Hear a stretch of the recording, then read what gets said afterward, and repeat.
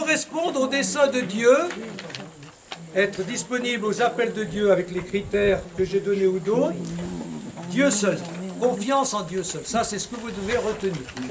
Pour tous vos soucis et tout ça, si vous pensez que c'est ce que vous devez faire, eh bien, confiez ça à Dieu et dites, allez, manifeste-toi, viens avec moi, tire la charrette avec moi. D'accord? Et c'est de toutes sortes, soit aussi bien la famille que le travail professionnel, que l'église, etc. Je suis fille de l'église. Je me suis soumise en tout ce qui est de mon devoir, mais pour ne pas me tromper et pour la tranquillité de ma conscience, je ne puis rien faire, ni consentir à tout ce que l'on fera dans notre congrégation, de contraire à notre règle approuvée par notre Saint-Père le Pape. C'est la voie sûre qui ne me trompera pas. Voilà, mes chères filles, la fidélité que le représentant de Jésus-Christ sur terre espère de vous. Je suis fille de la Sainte Église, soyez-le avec moi. Donc obéir à l'Église. Le problème, c'est quelle Église? Voilà. Ah, ça c'est vrai. Donc on voit bien que elle a déjà vécu ça. C'est-à-dire, l'Église, est-ce que c'est le pape?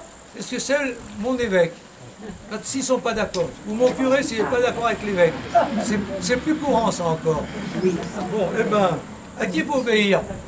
C'est-à-dire, ça, vous voyez, pour être sûr, on a besoin que l'autorité soit dans le sens de ce qu'on pense bien. Hein.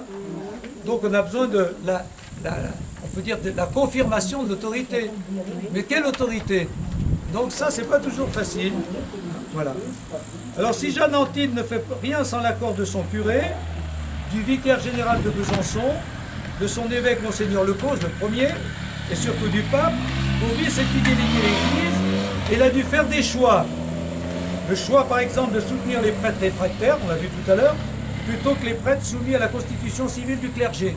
Mais par exemple, c'était déjà le problème, hein. Oui. Vous voyez tous les choix. Les prêtres qui se soumettent à la constitution civile, ben, ils l'ont peut-être fait par tactique, hein, pour être tranquille, pour continuer à annoncer l'évangile. Et les prêtres réfractaires, ben, alors, qui soutenir? Voilà, donc il y a déjà un choix là, vous voyez, il y a constamment des choix difficiles. Hein, voilà. Les prêtres jureurs, bon. Vous êtes schismatiques parce que vous n'êtes ni unis ni soumis à l'Église. Bon, elle était contre eux, hein, les prêtres qui étaient soumis à la constitution civile du clergé. Vous êtes entrés dans les paroisses et les sièges des évêques par la porte de derrière et non par celle de la Sainte Église. Donc voilà, elle prend position. Hein, voilà. Donc on voit bien que l'autorité de l'Église, elle sélectionne quand même, en fonction de ce qu'elle croit bien. Donc, obéir à l'Église, vous êtes tous d'accord, mais quelle Église? Voilà, ça c'est la question.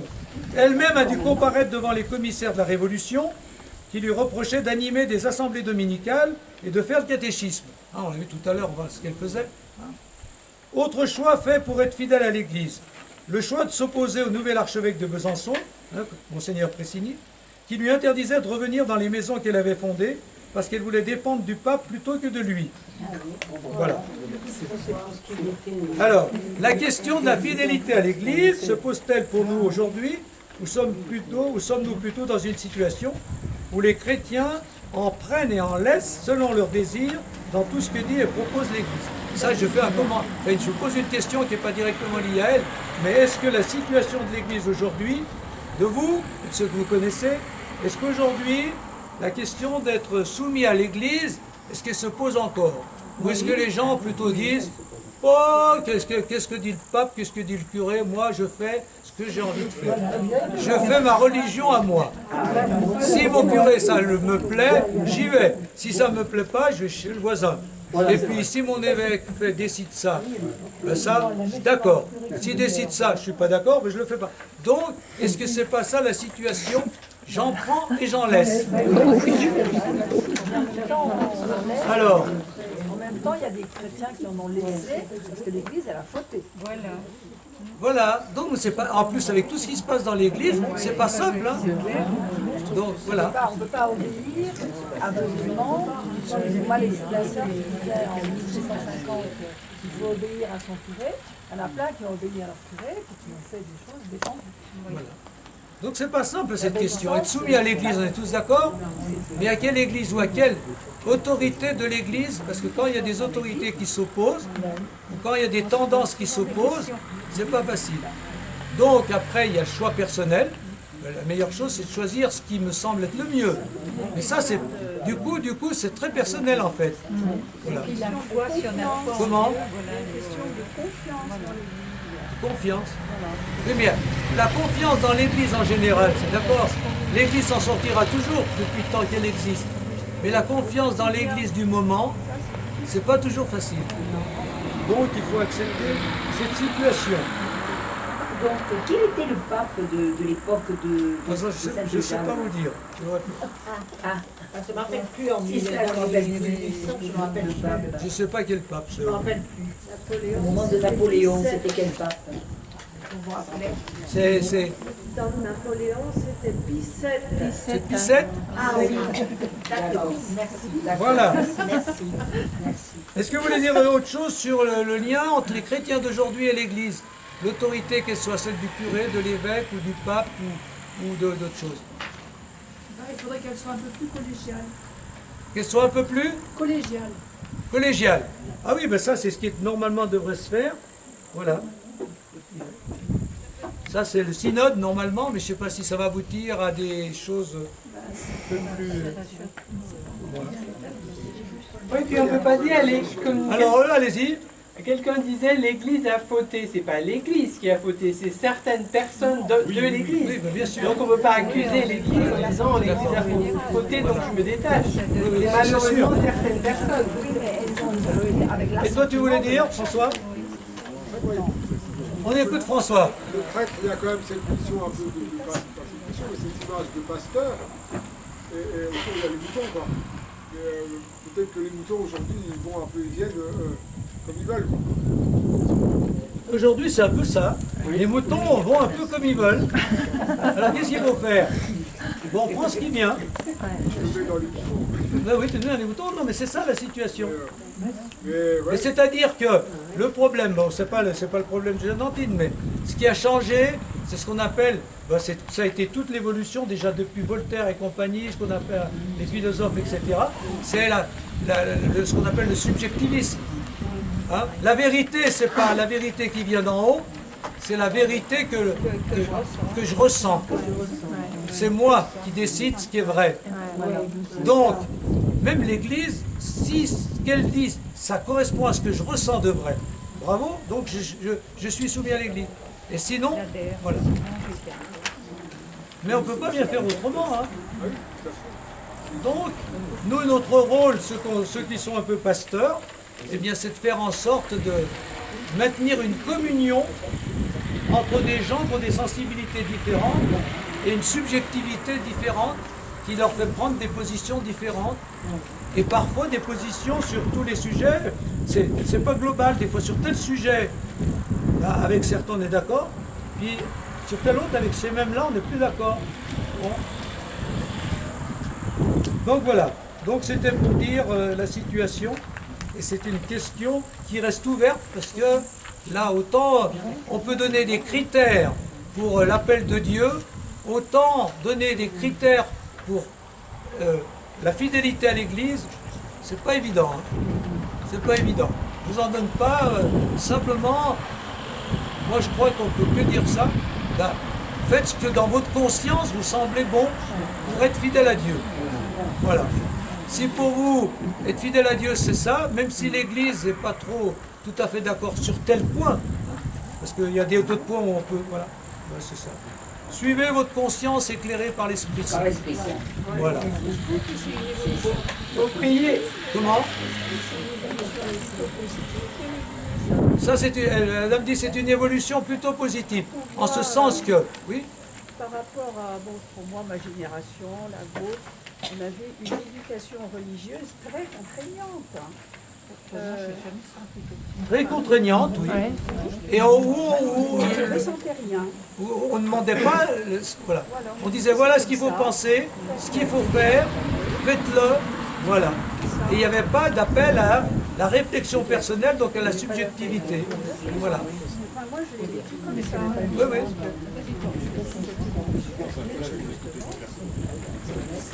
Mais du coup, pour reprendre à ta question, c'est la difficulté d'aujourd'hui, c'est comment faire une... Bon, on voit même pour le pape François, hein, mais pour les évêques c'est pareil, comment faire une communion. Donc on est dans une autre manière de construire l'Église. C'est plus l'autorité qui dit, et on exécute plus ou moins, aussi bien la doctrine que les orientations pastorales. Maintenant c'est ensemble, on bâtit l'Église. Et donc ça veut dire qu'il faut créer une communion. Et la communion, elle est jamais parfaite. Hein. Donc on crée une communion provisoire, on peut dire, hein, à chaque fois. Voilà. Mais pour La y arriver- communion, elle se construit, elle n'est pas faite d'en haut maintenant. On peut dire ça comme ça. Voilà. Si, moi je pense qu'elle est faite d'en haut justement parce qu'il faut que chacun d'entre nous prie l'Esprit Saint tous les jours. Oui. C'est essentiel et le prier pour Oui. nous, mais aussi pour le pape. Parce qu'il vit Oui, vraiment oui, une mais le situation problème de l'Esprit difficile. Saint, certains qui s'opposent disent, moi c'est l'Esprit Saint qui m'a inspiré, quelqu'un va dire contraire au nom de l'Esprit Saint. Oui, bien c'est sûr. pareil, Bien toujours sûr. pareil. Ouais.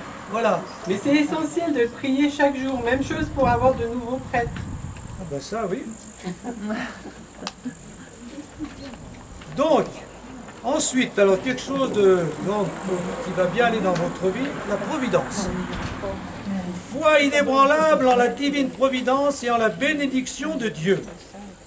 J'ouvris à Besançon, rue des Martelets, une école gratuite pour instruire les jeunes filles. Et en peu de jours, mon école fut très nombreuse. J'étais seul pour les instruire, mais le bon Dieu daigna y répandre sa bénédiction. On fut si content que l'on me dit de louer un appartement plus grand dans la même rue. Et pendant qu'on y faisait les réparations, je reçus 2 aspirantes, ensuite une 3e et une 4e. Je leur appris la manière d'enseigner les écoliers en leur faisant observer comme je faisais. Voilà, ça c'est la providence. Est-ce que ça marche comme ça dans votre vie? Pas toujours. Dans tout ce qu'elle fait et entreprend, elle ne... Oui, mais pourtant, c'est pas toujours facile pour elle. Hein. Mais c'est ça, c'est pas facile, mais si on y croit, ça finit par se produire. Hein. Dans tout ce qu'elle fait et entreprend, elle ne ménage pas sa peine, en faisant beaucoup d'efforts et en travaillant beaucoup. Mais dans tout ce qui réussit, elle voit le doigt de Dieu. Peut-on méconnaître le doigt de Dieu et sa protection divine envers notre communauté? Aurait-on jamais espéré qu'elle s'étendrait jusqu'à un autre royaume? Ô grande et divine providence, que vous êtes admirable. Nous avons en vous notre confiance et vous daignez la couronner. À vous seul toute la gloire à jamais. Que les succès qui ont accompagné et suivi cette entreprise ont été si nombreux et si multipliés qu'il semble qu'on ne saurait y reconnaître le doigt de Dieu et une protection spéciale du ciel. Voilà. Donc, cette femme très courageuse, elle est très volontaire. Elle ne dit pas Dieu fera tout, elle dit il faut travailler, il faut faire des efforts, il ne faut pas ménager sa peine. Hein. Donc, il faut prendre des risques, elle y va. Mais Dieu est avec elle, Dieu seul. Et la providence, qui est-ce qui veut me la définir? Je l'ai déjà définie plusieurs fois. La providence, vous définissez ça comment? Des signes, des signes dans notre vie, des rencontres. Des signes et des rencontres. Pour faire quoi? Des signes et des rencontres. Eh bien, c'est des signes et des rencontres qui montrent que Dieu intervient au bon moment pour nous donner au bon moment ce dont nous avons besoin. La providence, c'est Dieu qui intervient dans notre vie pour nous donner, surtout quand on se sent démuni et qu'on dit mais je ne vais pas y arriver, ben voilà, ça arrive, et justement comme on a dit je ne peux pas y arriver, on voit que ça vient d'ailleurs. Vous voyez là, la providence nous donne au bon moment, on s'interroge sur qu'est-ce que je dois faire, telle chose, puis voilà. On a une rencontre ou un signe, comme vous venez de dire, qui fait que, ah bah oui, ça, Dieu me demande plutôt ça, la providence. Et là, on voit que au moment où elle commence à se lancer, je peux dire, bah ça marche. Parce qu'il y a voilà, des filles qui arrivent, où l'école, voilà. Et puis après, ça va s'étendre. Et dans tous les fondateurs, c'est un peu comme ça. Tous les fondateurs ont tous un peu eu cette confiance en la providence. Alors je vous fais une petite pause pour mettre ça dans votre vie.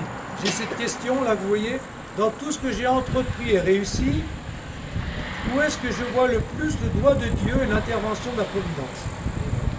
Dans ce que vous avez vécu ou que vous vivez actuellement, est-ce qu'il y a un moment où des choses qui sont passées, vous dites, ah ben là, c'est vraiment Dieu, sa Providence qui est intervenue.